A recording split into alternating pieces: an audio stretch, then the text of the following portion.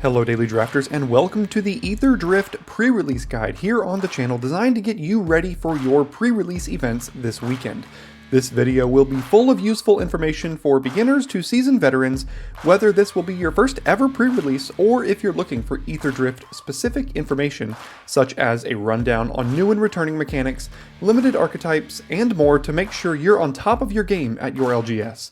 So whether you're new here or you've been here a while, stay tuned for the ultimate guide in helping you crush your Aetherdrift pre-release.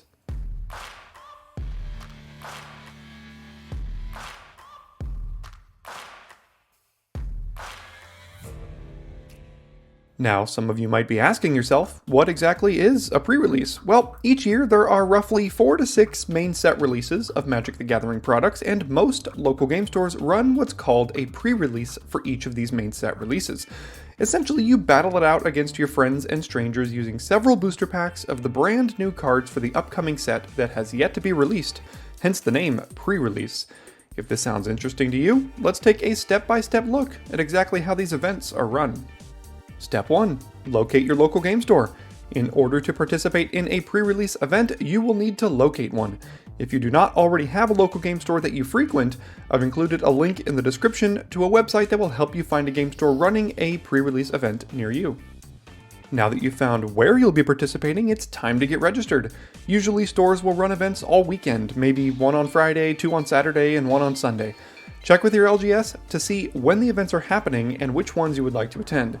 Be sure to note that sometimes these events do fill up fast, so you may need to pre-register to ensure you have a spot. It just depends on your store.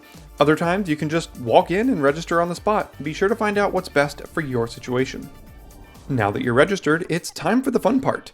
When it's time to start the event, you will get handed a pre-release kit, like the one on your screen now. For this set, there is only one kit that you can receive. In other sets, sometimes you have a choice, but for Aetherdrift, we've got just the one. Now that you've got your kit, when the event begins, you will be instructed to open your kit and begin your deck build. It varies from store to store, but usually you will have about 50 minutes or so to build your deck and get ready for your matches. Let's take a look at what you'll find when you open your kit. Inside you will find one traditional foil rare or mythic rare from Aetherdrift with a year stamp on it. And here's an example of what that card might look like using a rare from the last set, Foundations, 6 Aetherdrift play boosters, 1 20-sided spin down die, and 1 MTG Arena code card. As many of you are likely aware, draft boosters are now a thing of the past and were replaced with play boosters last year. This certainly threw a wrench in things when it came to drafting the last few sets, so I wanted to break down what Aetherdrift will look like. So they've kept it relatively simple for us the last several sets here, as this set only has a small sheet of special guest cards that appear incredibly rarely, so it shouldn't be too difficult to explain. So every Aetherdrift play booster will contain a variation on the following: 7 commons, and 1.5% of the time one of these 7 commons will be replaced by a special guest, of which there are these 10 for this set, visible on your screen now, 3 uncommons, 1 rare or mythic rare, 1 non-foil wildcard of any rarity from the main set, which has a 12% chance to be a common, a 67% chance to be an uncommon, and a 21% chance to be a rare or mythic, 1 foil card of any rarity, which has a 61% chance to be a common, a 30% chance to be an uncommon, and a 9% chance to be a rare or mythic. And the final slot will be a land card that will be a common dual land 50% of the time, and a regular basic land with various art treatments the other 50% of the time. Alright, we now have everything we need to start our deck build. If you'd like to see an example of an Aetherdrift sealed deck build, stick around until the final segment of this video, which is timestamped below, where I will build an entire sealed deck on screen for you to follow along with. After you've built your deck, you will then be assigned an opponent by the event coordinator and you will play out your first match. Different stores will give you different amounts of matches for the event, but it's usually a minimum of 3. Sometimes you might get lucky and be able to play 4 or more, it just depends. And after you've finished your matches, you may qualify for some prizes, so be sure to check with the event coordinator to cash in on your winnings. So what I'm going to do now is go over some of the notable mechanics for the set, the themes associated with the draftable archetypes, and just give you a general rundown of what's going on in Aetherdrift before I do my deck build so we can both have a better idea of what to look out for.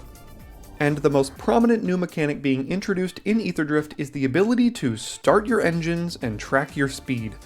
The first time in a game you control a permanent with start your engines, your speed becomes 1. Once your speed is 1 or greater, you can trigger an ability to increase your speed. That ability triggers whenever your opponent loses life during your turn, and it only triggers once each turn. So if your speed is at 1, and you cause your opponent to lose life on your turn, your speed will increase to 2. Once your speed reaches 4, you've achieved max speed, and your speed can't go any higher. Some cards, like Streaking Oil Gorger, have abilities that care if you have max speed. In the Oil Gorger's case, if you have max speed, it gains lifelink. Other cards, like Momentum Breaker, reference your speed and have an effect that scales with the quantity of your speed. Another new mechanic in this set is the Exhaust ability. Exhaust abilities are activated abilities that can be activated to give you a great effect, but only once. Exhaust abilities can have all sorts of effects, like Prow Catcher Specialist's ability to put a couple of counters on itself. It's important to note that if a permanent with an exhaust ability that's already been activated leaves the battlefield and then returns in any way, it can use its exhaust ability again. Now those two mechanics are actually the only new mechanics associated with Aetherdrift, but there are a couple of other card types I wanted to associate you with as they run rampant here in Aetherdrift, and the first is vehicles. There are 41 vehicles in the main set, and I have to imagine that's the highest number in any main set ever, though don't quote me on that. Each vehicle has a crew ability, which turns it into a creature until end of turn. To activate a crew ability, tap any number of other creatures you control with total power greater than or equal to the crew number. Some vehicles in this set have abilities that can turn themselves into creatures without any help as well, like in the case of Midnight Mangler, which is turned into a creature for free, as long as it's not your turn. Mounts and saddling are also present in Aetherdrift and function almost identically to vehicles, except that saddling, which is effectively equivalent to crewing in this case, can only be done at sorcery speed, while crewing can be done at instant speed.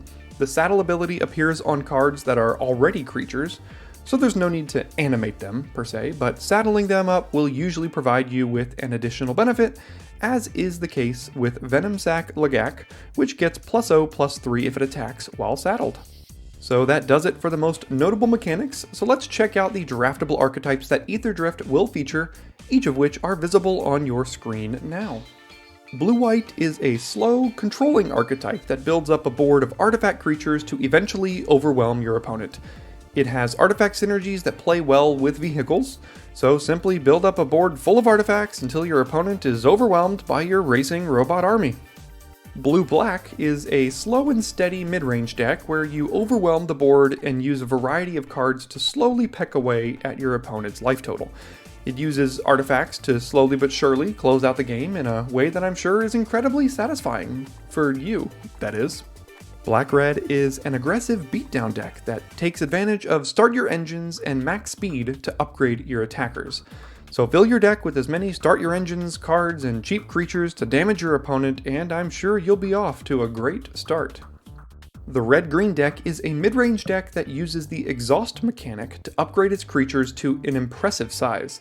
Some cards in this archetype let you use Exhaust abilities more than once, or make Exhaust abilities cheaper, but fill your deck with powerful Exhaust abilities to control the late game. Green-White is an archetype that encourages you to play a lot of vehicles and saddle with effects that will help boost them.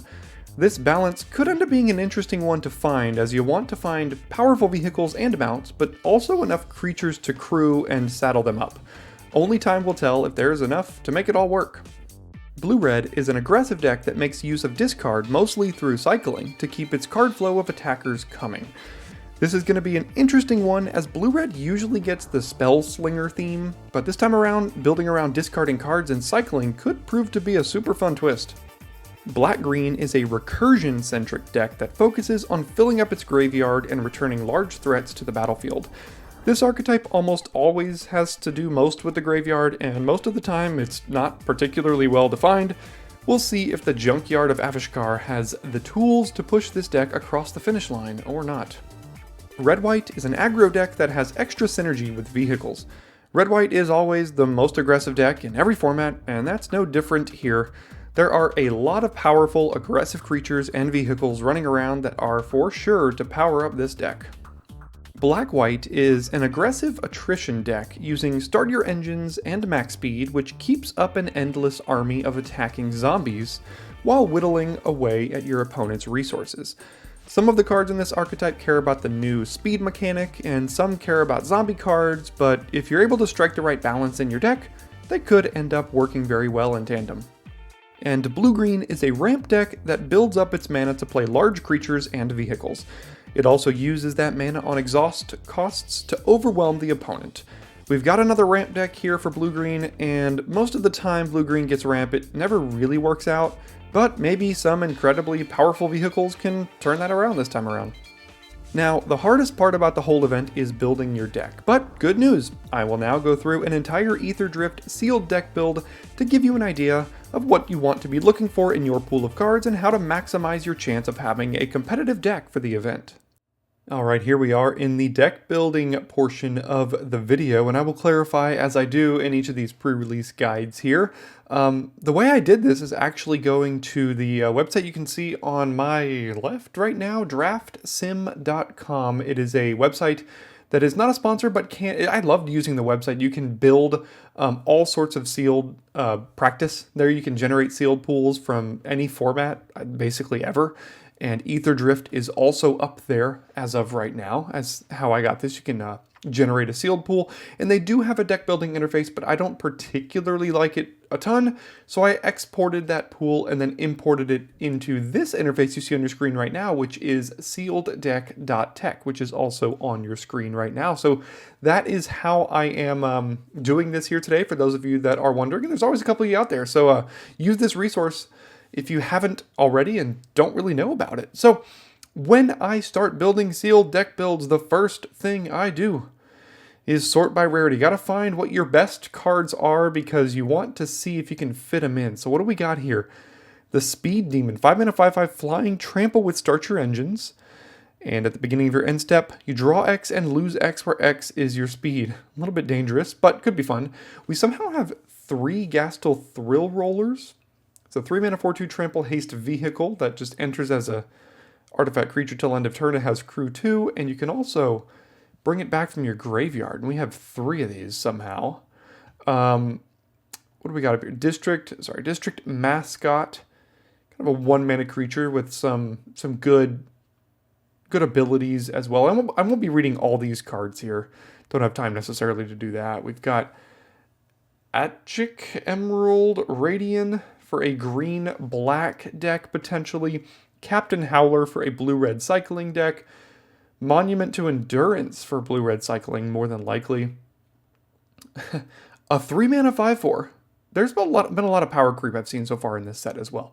Gives other dinosaurs a bonus, and Far Fortune End Boss. So this looks to be like a 4 mana 4/5, start your engines, deal some damage, max speed bonus as well. So we've got like 5 cards in black-red already. We've got some maybe like a black-green thing going on as well. So after I find my rares, I think the best ones we've got are probably the Speed Demon. Far Fortune seems really good. And then 3 Gastel Thrill Rollers seems kind of crazy as well. It's just endless value. So then I sort by color, and you know, the amount of cards you have in each color doesn't always equate to power. I've had sealed pools before where I had literally like 4 cards in a color before, in like the whole thing. It's kind of wild. But we're pretty even here. Some more in black and red. I see in our gold, we've got a blue-green as well as both of the black-red uncommons, interestingly. And then a bunch of, there's not a ton of fixing for us here. So black-red sticks out to me immediately. And black-red cares most about starting your engines and getting up to max speed and kind of pinging away at your opponent. And, Mutant Surveyor, we got 2 of those, as well as a Raider. Oh, and double Necrogent as well. Like, we have a lot of ways to start your engines and get up to max speed, hopefully. I see a Lightning Strike over here. Going to be one of the better commons in the set for sure. Pedal to the Metal combat trick. Got 3 of those. What else do we have? A Goblin Surveyor, pretty good. Start your engines. Which one is this one? Oh, it's a 3-mana enchantment kind of removal spell. Also has start your engines. We have all of the ways to start our engines in here. So the first thing that's coming to my mind is basically this black-red deck for sure. Wreckage, Wicker Folk, 2-mana 1/3 flyer, ETB Surveil 2. That's not great. This seems fine. I mean, I'm probably going to start by building a black-red thing here. And usually what I do for this, so I don't take too much of your time up, I just kind of want to show some of the cards to be looking out for in these sets, and kind of where my eyes go when I start. And what I'll also say is usually when you're building, where your first instinct brings you is most often where you're going to want to end up. I mean, sometimes you build something and then you're like, yeah, that doesn't actually work. Let me check on something else, and then you might find something better. Almost always, I'm just like, gosh, the first thing I build, I always go back to it. And there's a reason that your eyes are drawn to that first thing, you know, these kind of cards here. As well as the Thrill Roller, like this is kind of the thing that brings my attention the most. And we've got a lot of support for it as well. Like look at this. This is just an insane start right here. So what I'll do here is I'll go ahead and build a black-red deck for you. And then I'll make a cut to it and see if I can find anything better that's left in our sideboard. And if not, that'll probably be the deck I would run with this pool. So I'll go ahead and build that here now. So here is the deck I came up with. Now, I'm not particularly thrilled about the curve of this deck. We have like 5 3-drops and then 6 3-drop non-creatures. Although the Thrill Rollers are all basically creatures as well. Not a lot of 2s. Some decent removal, though. We've got Crash and Burn. What else? Spin Out, which is basically murder but can kill a vehicle. Double Oblivion, Lightning Strike, Grim Bauble. There's a good removal here. We still have, 12 creatures, and then 1, 2, 3 down here, which kind of count like creatures. Here's another vehicle. So almost like 16 a little bit. In a way, here's another vehicle as well. This one's got cycling, though. And then we've got that Speed Demon, a couple Necrogents here, as they do give you max speed bonuses. Here's our Far Fortune, a Javelineer. Yeah, just a lot of... Like, we have, like, all of the Start Your Engine cards you could possibly... Like, almost everything has Start Your Engine. This is actually going to be pretty good. I didn't even think of it. Because it flies and it's hard to kill with the toughness, it could help us increase our speed turn by turn, which could be kind of nice. So this is what I came up with here. As far as the rest of our pool here, I mean, if I sort by rarity, I've got these green cards as well. I think black-green would probably be the next best thing in the pool. And of the black cards we haven't used already, there's not a lot of great stuff left. I guess the Gravestalker could be okay, but like all of these black cards would need to go in that black-green deck. And I don't think they fit in black-green as well as they would in black-red. So that's why I think I'm stuck with black-red here. Blue-red is really never... I've never found blue-red to be great in a pre-release setting. It's really hard to find exactly what you want to do with the blue-red deck, and I don't see a lot of cycling in our pool necessarily. I mean, there's a couple here, but most of the cycling cards in this set I don't think look to be like very good. Per se. Like, that one's fine, I guess. Trip Up is pretty good. It's got cycling. That's not too bad. But I think this is probably where I would end up, and this is where my initial thought went, and it's what I would stick with. So I'd be more than thrilled to run this in a pre-release event if I was able to get this deck this upcoming weekend. Like I said, the curve isn't great, but, you know, pre-release and sealed ends up being a little bit slower of a format because you don't get to craft and customize the cards you want to put into your deck like you do in draft. So you kind of have to deal with what you're dealt in most cases, and this is what we're dealt in. Seems like a pretty sweet one to me. So hopefully you guys enjoy the sealed process and deck building, and you learned something here about Aetherdrift. And you know what? Thanks for tuning in here today. I hope this video was helpful to you and helps you build up the courage needed to go participate in a pre-release event at your LGS this weekend. If you've never been to one before, I highly recommend it. It's really one of the most absolute fun ways to play Magic, and you'll meet tons of different players there. If you do end up going, return back to this video and leave a comment to let me know how it went for you. I'd love to hear your feedback from each and every one of you about your event. Thanks so much for sticking around to the end of this video, and I will see you soon here at Daily Draft.